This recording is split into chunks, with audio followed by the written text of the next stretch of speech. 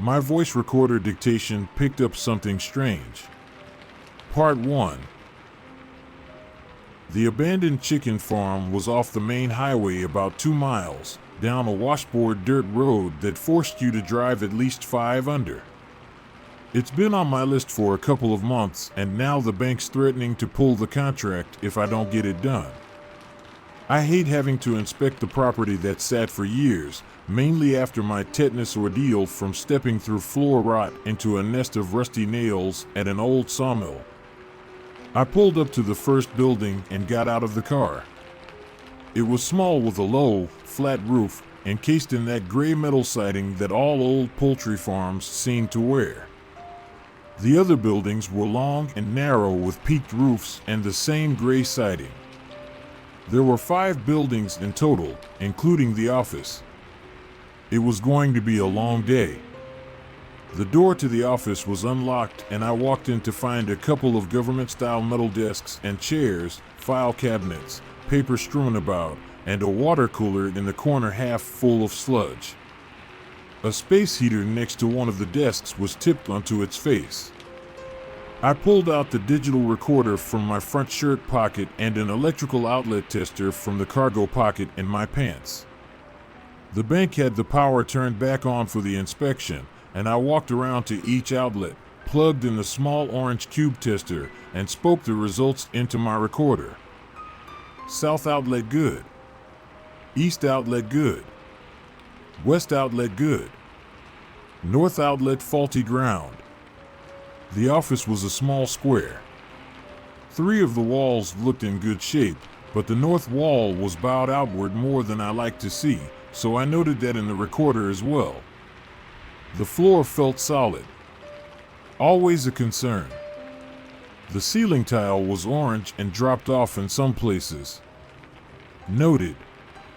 I went outside and surveyed the walls and foundation. The north wall siding was cracked and rusted where the bulge was. Noted. I grabbed the telescoping ladder from the trunk of the car, slid it open with some difficulty, and climbed up to the office roof. Moldy dark spots correspond to the water-damaged ceiling tiles. Noted. The 4 remaining buildings were long and set in a row, forming a line to the back of the property with 5-foot gaps between them. I heaved the ladder onto my shoulder and started toward the furthest one. It was all dirt and dead weeds, and the sun was already hot even though it was only late morning.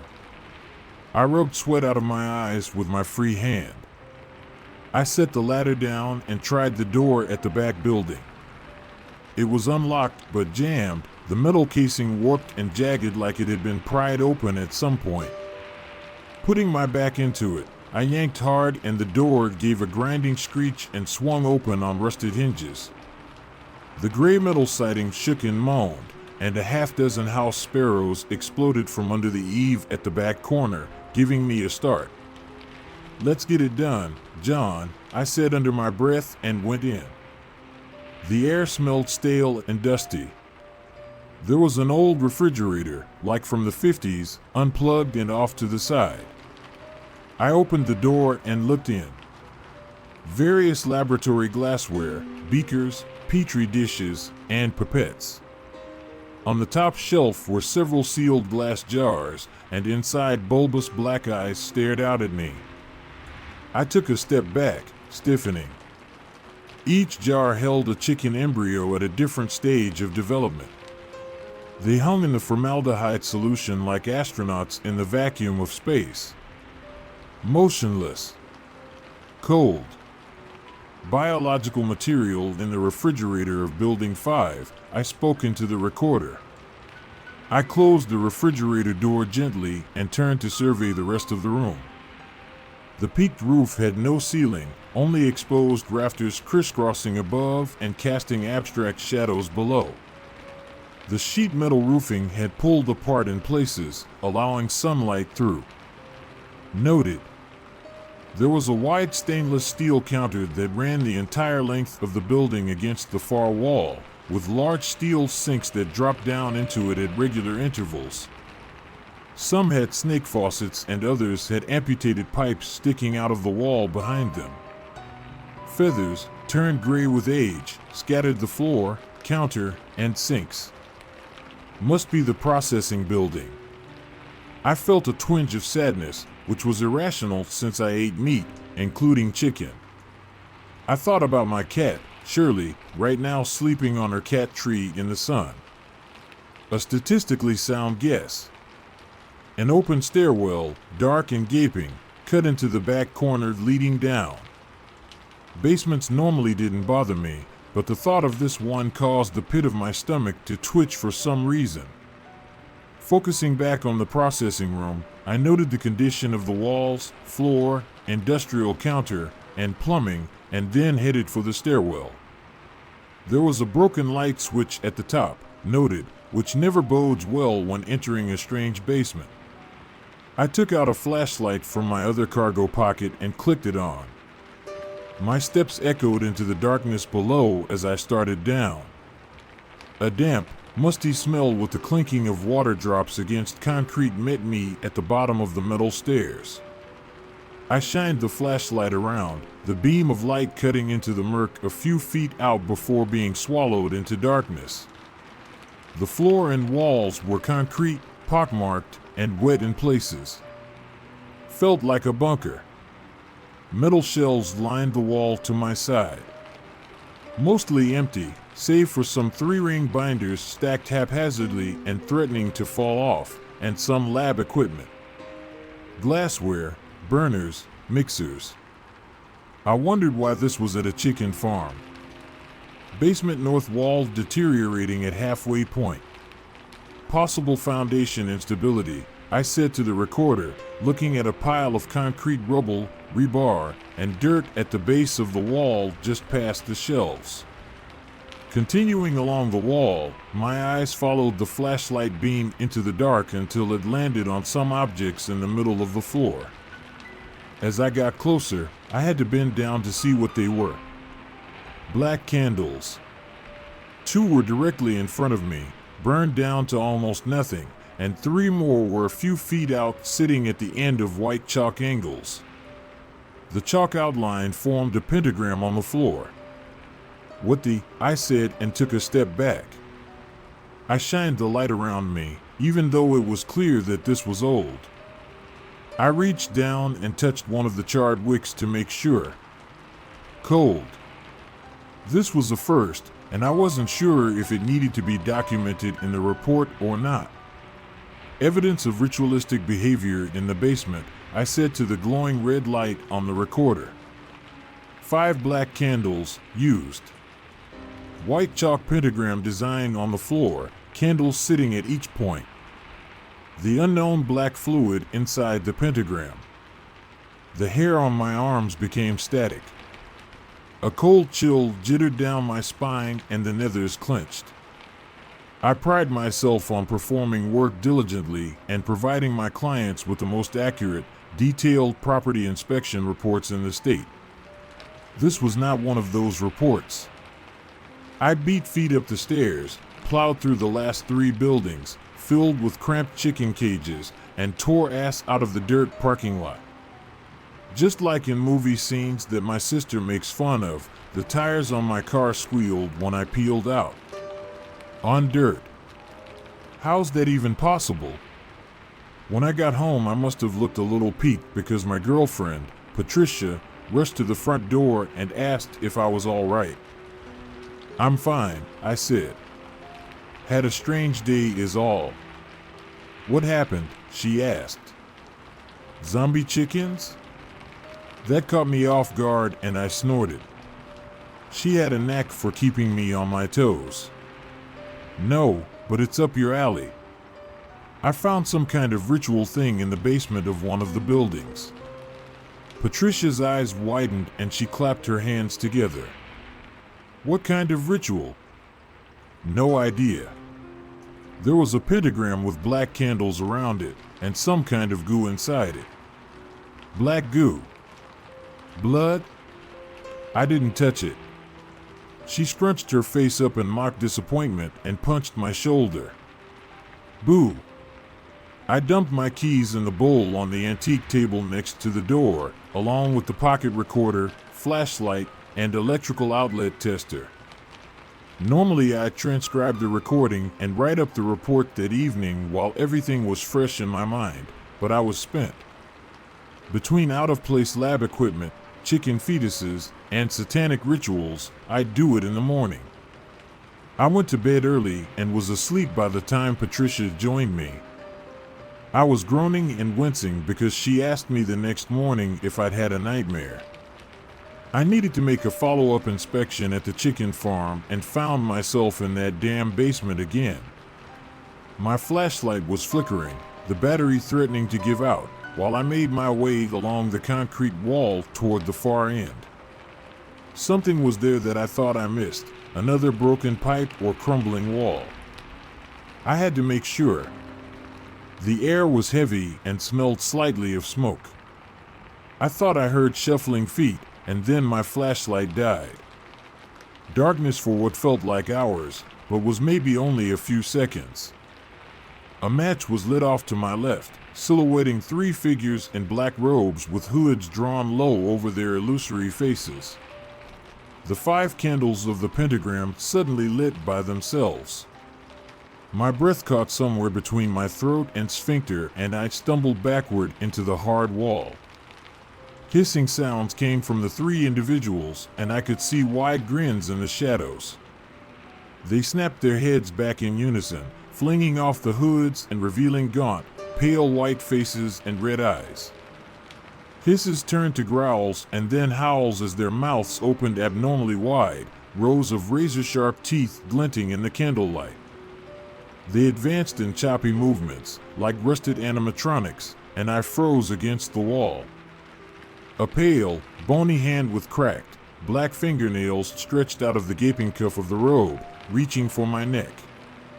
My feet melted into the concrete floor, my legs rotted deadwood that refused to move. The tip of a skeletal finger slid along my throat, and it was like an electric jolt. My legs woke up and I was running wildly through the dark space toward where I thought the metal stairs were. I ran for what seemed like much longer than it should take to get to the end of the basement, but no stairs and no exit materialized. The smoke smell, like burning matches, mixed with dust and wet mold, hit me in the face and I gasped, lungs constricting. The dark void began to spin and it felt like an earthquake under my feet. I fell on my face on the cold concrete floor, the ground shaking, the sound of footfalls rapidly approaching. A cracking sound above me went off like gunshots and the ceiling rained down concrete chunks, metal, powder. I covered my head and felt the pressure envelope my body. "Damn, babe," Patricia said.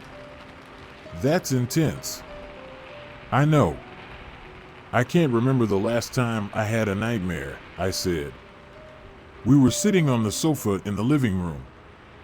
She reached over and rubbed the back of my neck. I leaned into it and closed my eyes. "How about Sue's for breakfast?" she asked.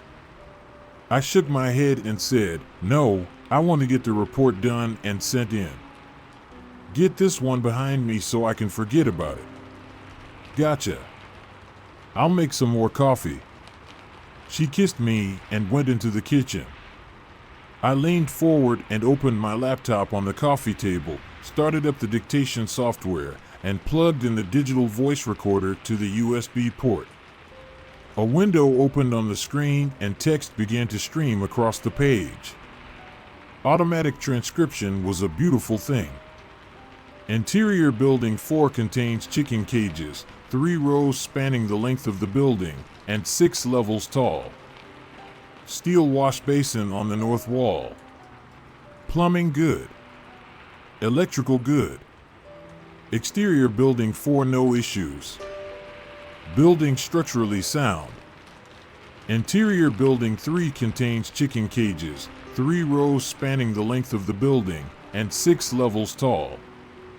Steel wash basin on the north wall. Plumbing good. All electrical outlets not receiving power. The breaker panel on the south wall receives power from the main. Circuit breakers charred and melted inside.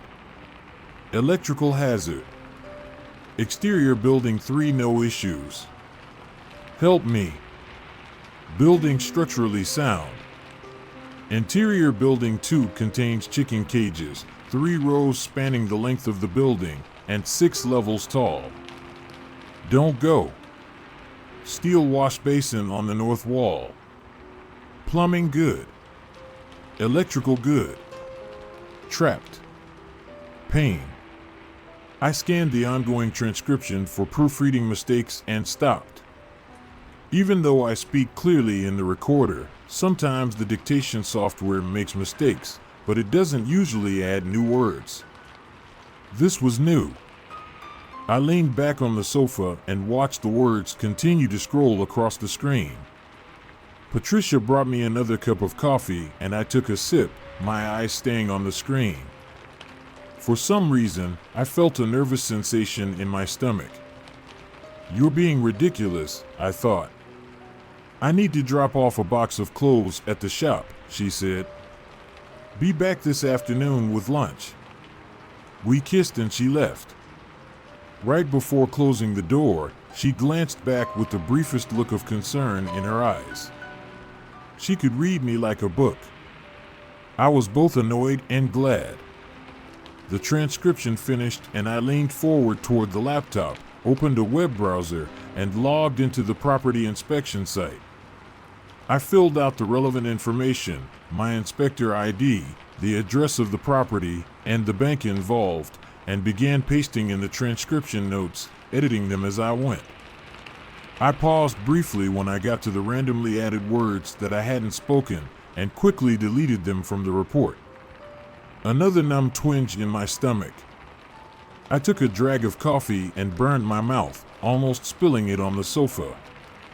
I set the cup down and scrolled to the bottom of the transcription page. Last note to copy and paste. I highlighted it, and the words took shape in my mind before I could paste them into the browser. I forgot about the burning in my mouth. The exterior building has 2 north walls, rusted siding near the ground, and an open hole through the wall. The remainder of the building is structurally sound. Don't go. You will die, John.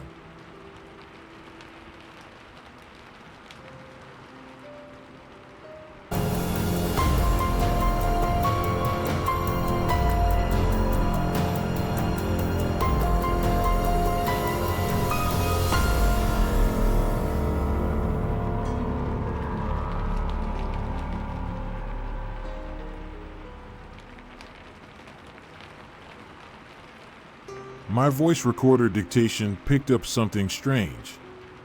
Part 2. I paced around the apartment trying to work out what happened with the dictation. The software recently incorporated AI into its build, so maybe it learned my name from past dictations, and that's how it ended up in the current transcription. And maybe it's telling me I'm going to die because this is the start of the AI apocalypse. Focus, John, I thought to myself. You're not living in a James Cameron movie. I sat back down in front of the laptop and finished editing the transcription in the web browser. My head was swimming a little, and it took a real force of will to focus on the report. Several checkbox clicks, free text fields, and drop-down selections later, and I clicked the submit button at the bottom of the window. I closed the laptop and downed the lukewarm coffee, intent on putting this one behind me. A glitch in the dictaphone. If it happens again, I'll get a new one. Later that afternoon, Patricia returned from her thrift store run with lunch. Fish tacos. The perfect fast food you can pretend is healthy without the guilt. Smells delicious, I said. Thanks for lunch. Of course, she said. Fast food without the guilt. I smiled and set out plates and silverware on the dining table in the kitchen. She put a couple of tacos on each plate and poured us ice water. Feeling better? She asked between mouthfuls. I nodded, but apparently it wasn't convincing. She set her food down and folded her hands, staring intently at my face. The eyebrow raised and I was done for. Okay, I said. Still a little off-kilter from the satanic ritual. Not necessarily satanic. Could be witchy, she said. Yeah. What else is wrong? I know a pentagram and some candles wouldn't trip you up like this. Is it the nightmare? No. I wasn't getting out of this.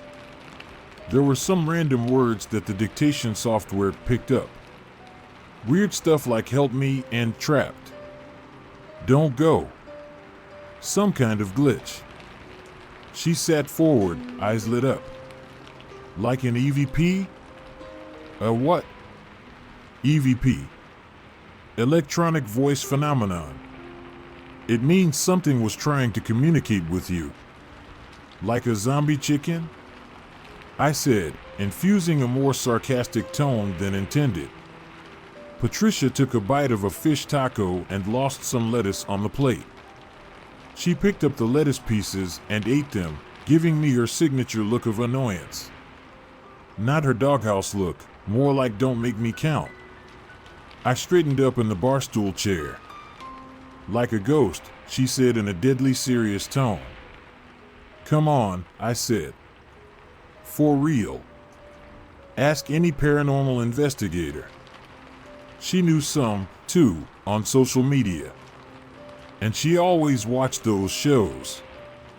They felt contrived to me, so I either worked on other inspection reports or popped the headphones in and listened to classic rock whenever the paranormal lit up the flat screen. What did they sound like? She asked.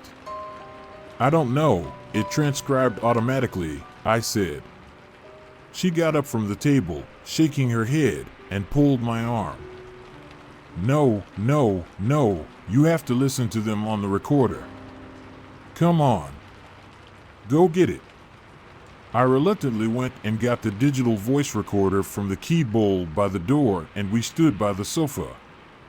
I turned it on and clicked the rewind button until the first EVP notes began. I had no intention of playing the last one for her.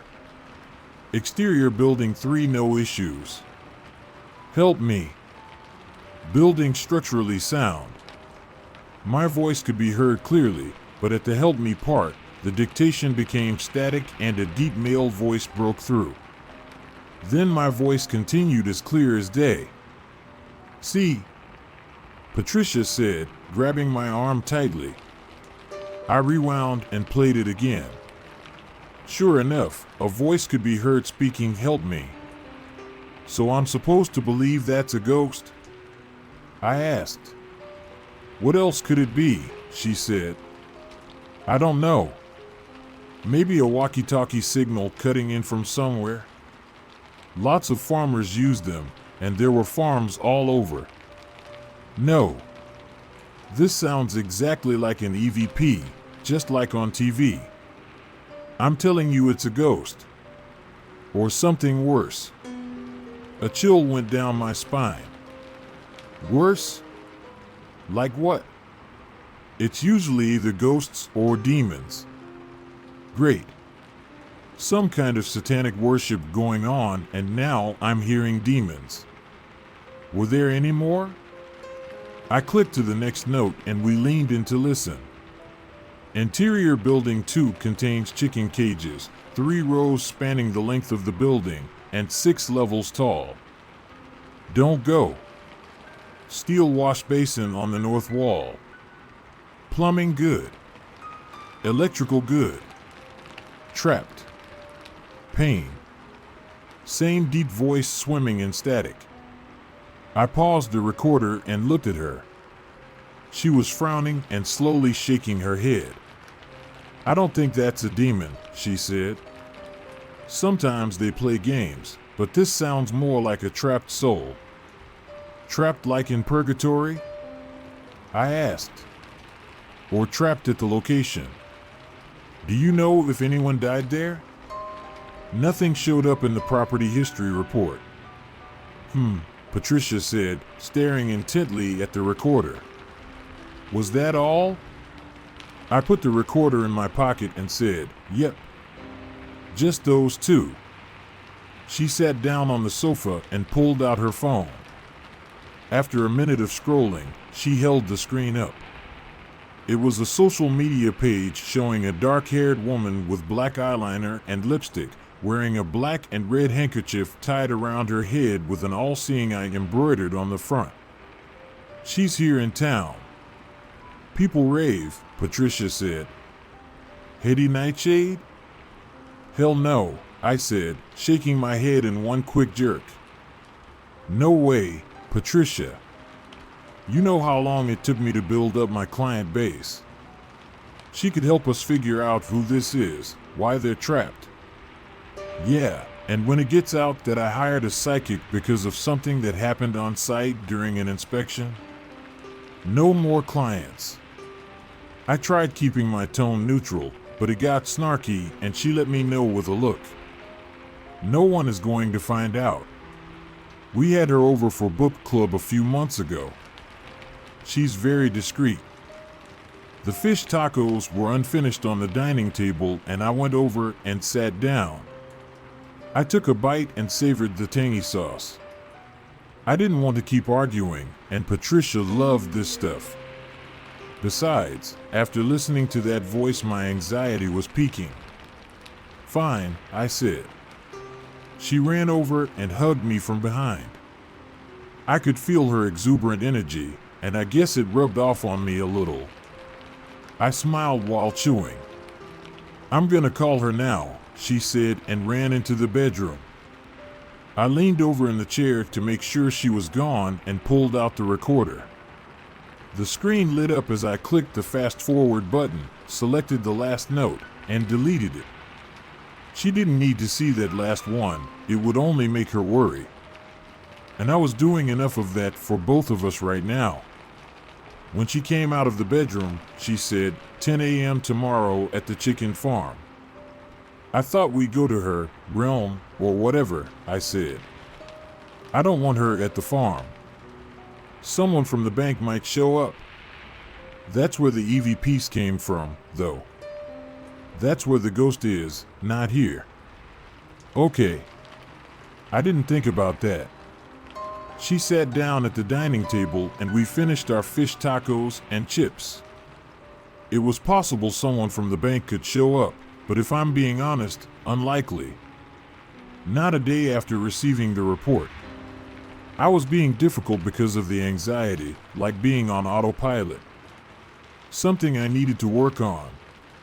After lunch, we sat on the sofa and she fired up a paranormal show for us to watch. Research, she said.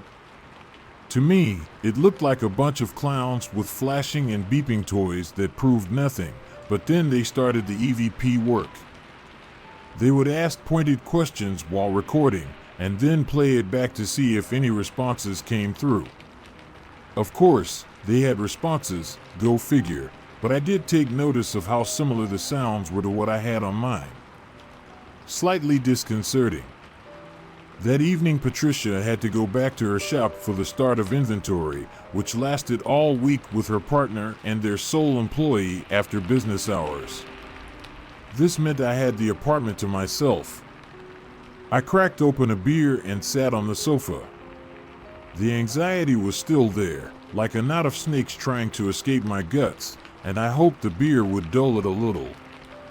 My cat, Shirley, decided to make an appearance and jumped up on the couch next to me. She usually stays in the bedroom unless it's feeding time, so maybe she could sense my unease. I stroked her long, gray hair and scratched behind her ears. She tipped her head into it and started purring. The beer did the trick and the numbness in my stomach turned warm and indifferent.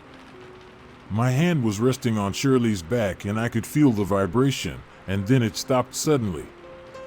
She looked to the other side of me, her eyes dilated black, and she hissed with ears flattened. A deep, guttural growl escaped her and she exploded off the couch and ran into the bedroom. A tuft of gray hair floated down to the carpet. Everything went cold. I could feel the blood drain from my face as I looked at the sofa next to me. The hair on my arm stood up, a charge of electricity in the air surrounding me. I wanted to get up and leave, but I was frozen in place. So I did the only thing that came to mind, and slowly pulled the digital recorder out of my pocket and turned it on.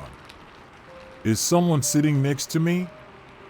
I asked into the recorder and then paused. I continued, "Who are you? Are you the same one who spoke to me at the chicken farm?" After a moment, I rewound the audio and played it back. Is someone sitting next to me? I paused it at the next question, rewound, played it again, and paused it. My voice was crystal clear, and there was no static, no deep voice coming through the ether. I played the next questions. Who are you? Are you the same one who spoke to me at the chicken farm? Yes. My heart started pounding. I clicked the record button and asked, "Who are you? Who are you?" Trapped. Trapped where? Underneath. Underneath what? Pain. Pain. Pain.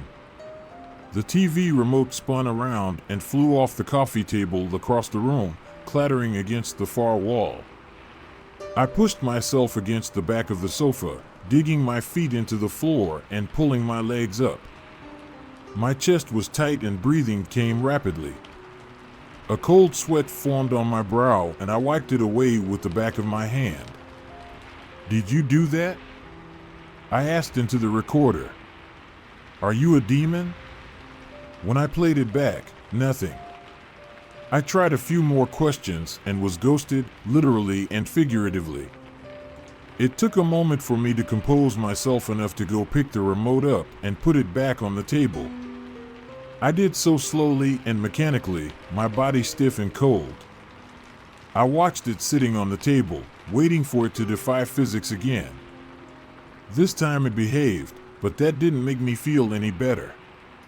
I put the recorder back in the key bowl by the front door and stood in the living room, unsure what to do. I weighed telling Patricia what had happened and decided to wait until we had our meeting with Hetty Nightshade the next day. I couldn't believe I was meeting with a psychic, but after what just happened I felt a bit more open to it. The evening seemed to drag on and on while I waited for Patricia to come home. I kept finding myself in different parts of the apartment, the kitchen, living room, bathroom, and bedroom, standing in the open closet door, without really remembering how I got there, like when you get to your destination and don't remember the drive. It was hard to stay still, especially on the sofa. I felt ridiculous. When Patricia finally got home, it was late, almost midnight. We're both early to bed, early to rise, so as soon as she got home we hit the sheets and were in dreamland. Mine revolved around disembodied voices and poltergeist activity, Shirley getting launched across the living room and slashing wildly with her claws at the air, the walls cracking and me choking on sheetrock dust. Sometime in the middle of the night, I was awakened by a crashing sound. I looked over at Patricia and she was still asleep, so then I wondered if it was one of those auditory hallucinations where you hear cannons or loud noises that wake you up. Exploding head syndrome, it's melodramatically called. It's happened to me a few times in my life. I rolled over to go back to sleep and then realized that I had to pee pretty badly. Damn beer. I rolled out of bed gently and walked quietly to the bathroom. I went in, closed the door, and then turned the light on. Half asleep, eyes full of crusty ooze, I shuffled over to the toilet and relieved my bladder. Shake, flush, and lid down. Head hanging, I drifted to the sink and washed my hands. I rinsed my eyes, and when I looked up I felt a jolt through my chest to my spine. The mirror had a spider's web of cracks emanating from a central impact point like a fist had punched it. As I watched, feeling panic digs its claws in, the mirror fogged from a ghostly breath, and words, written by an unseen finger, traced their way through the moisture. You will die, John.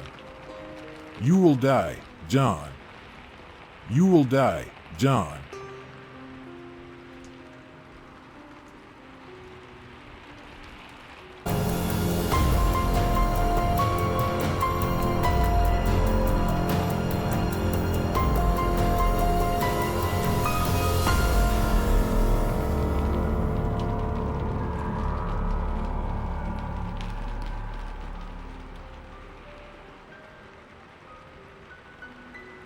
My voice recorder dictation picked up something strange.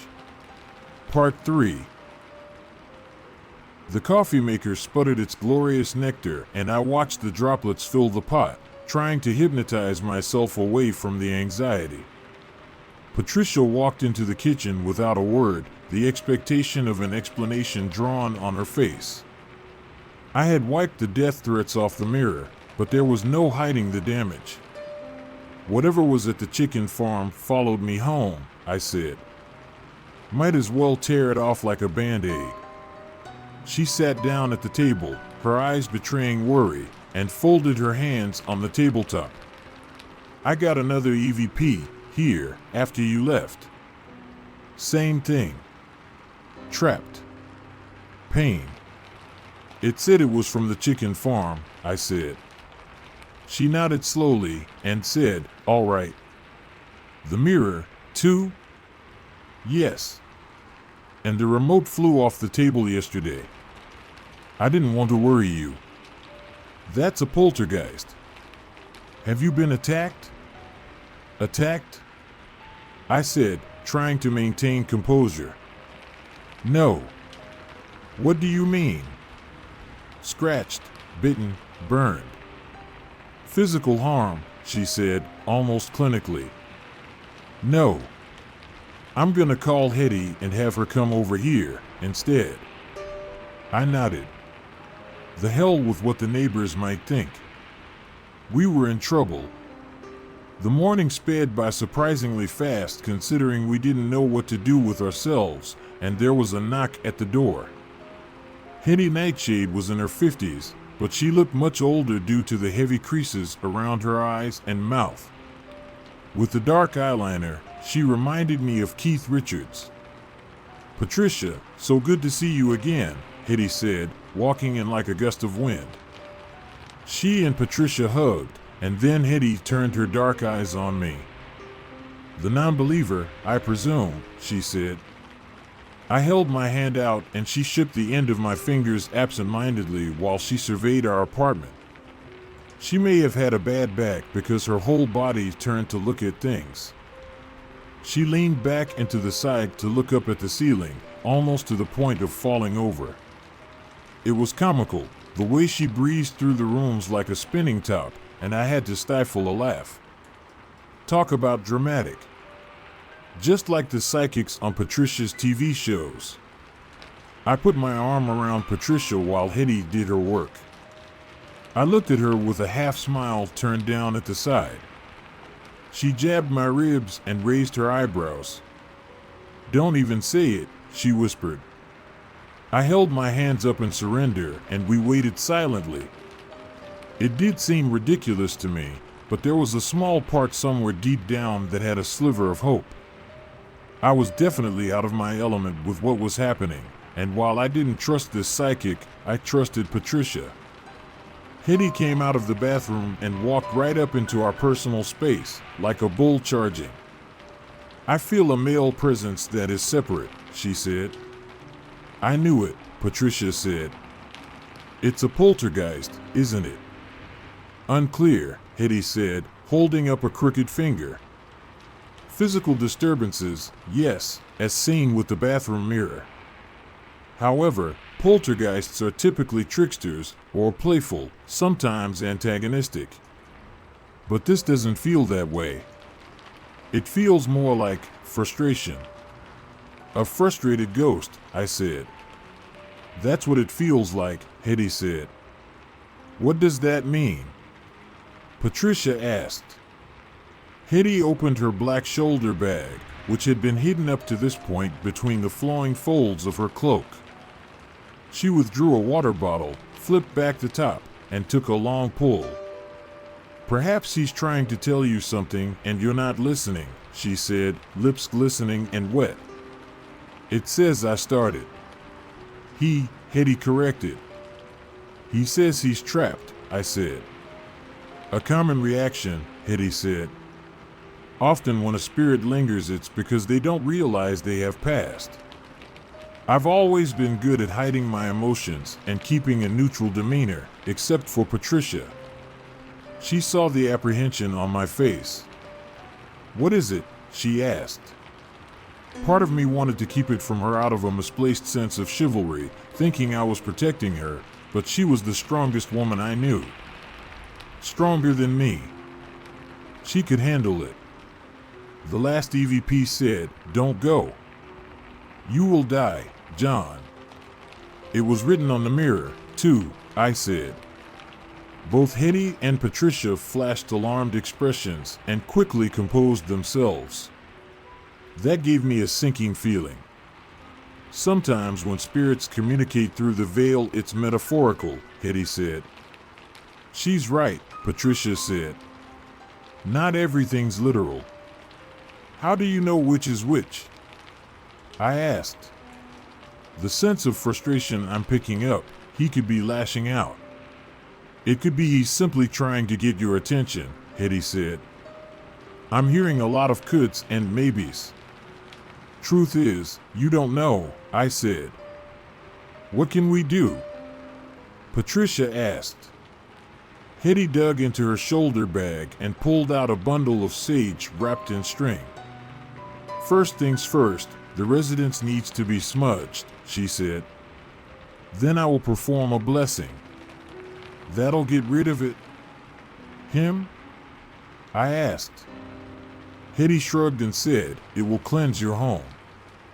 If he has a particularly strong attachment, it may not. In that case, other measures will have to be considered, but I wouldn't worry. This usually works."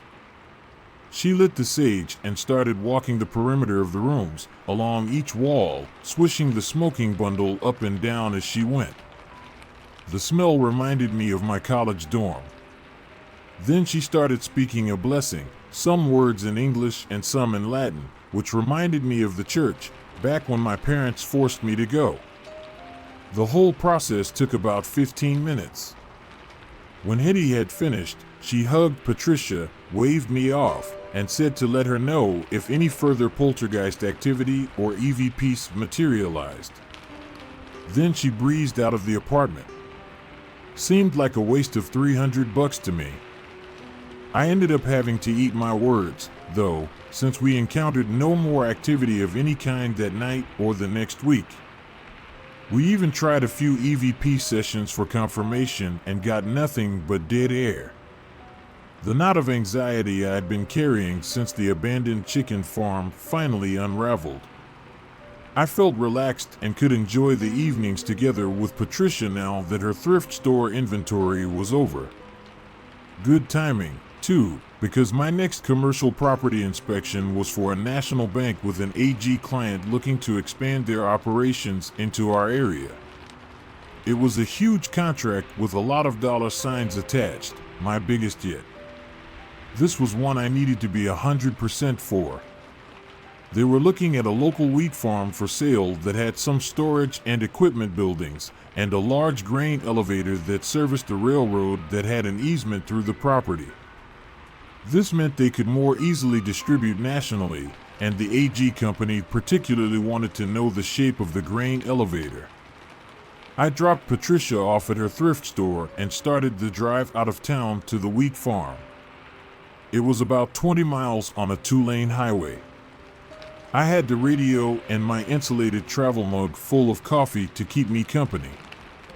The town I live in is near the mountains, but as soon as you head east, the geography turns flat and desolate. When you pass by the large fields that were recently plowed and only show gray dirt, it's like you're on the moon. Not much traffic, and when you do pass someone, they're usually in some kind of farming vehicle that looks like a giant beetle on raised legs. Journey came on the radio and I cranked it. Sipping artisan coffee with classic rock blasting on a beautiful, sunny day with the windows down and my hair blowing, on my way to a big payday. Life was good. I could see the tall grain elevator in the distance, stretching toward the sky from out of the golden swaying fields of wheat. It was still a ways away, but the distance was deceiving when the land was so flat and sparse. I finished my coffee and stepped on the gas. The radio cut out into static for a moment and then came back loudly playing Cheap Trick. I looked out the open driver's window and felt the warm air rush by my face, the smell of dirt and water and hay filling my nose. Loud static burst out of the speakers again, and the deep voice bellowed, "Don't go." It jolted me like I touched an electric fence, and I jerked the wheel to the right, careening into the borrow pit on the side of the road. I overcorrected and shot across both lanes to the oncoming side of the asphalt, and then eased the car back to my lane. Luckily, the road was deserted. The voice again shouted, "Don't go, John. You will die. You will die. You will." I punched the power button on the radio and shut it off, killing the voice and hearing only blowing wind. My entire body was numb and I had to grip the steering wheel tightly to keep my hands from shaking. My elbows still did. When I pulled into the parking lot in front of the grain elevator, I shut the car off and sat for a few minutes, staring at the dashboard. Anger replaced fear, and I told myself I had a job to do and I was going to do it, no matter what. Finally, I stopped shaking and could feel the blood return to my limbs. I got out and looked up at the imposing structure. This was as close to high-rises as we had out in farm country, and I had a wave of dizziness staring up at the sharp roof. The wind was gusting like it always did out here, and the metal siding, similar to the chicken farms, was rattling and screeching. Some squares were loose and flapping. My toolkit was on the back seat, and when I opened the rear door it slammed shut as if a heavy gust of wind had hit it. Except the wind was blowing toward the open door. I tried opening it again and felt a forceful resistance push it closed again, almost catching my finger. What the hell? I yelled and took a step back from the car. Screw it. I'd do an initial survey without my tools, then. I started for the front door and heard a crash in the bowels of the building. The wind was taking a toll. I unlocked the door with the key I'd picked up at the bank yesterday and stepped inside. It was dark and dusty, and I coughed and cleared my throat. I should have brought water. The wind whipped the front door open and then closed, schizophrenically, and a moment later the hinges screamed and the door tore off and flew out into the parking lot, cartwheeling across the highway. I pulled the digital recorder out of my front shirt pocket and noted the door and flappy external panels. Structural instability. Yeah. The entryway was a bare room with walls and an open ceiling looking up at the massive interior expanse. A cage elevator with a chain-link fence enclosing it was over in the corner.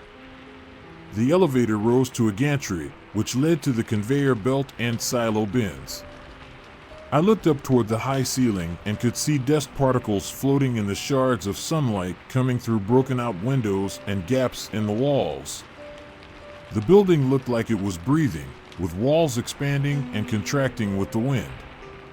I walked toward the elevator and caught my sleeve on something, yanking me off balance.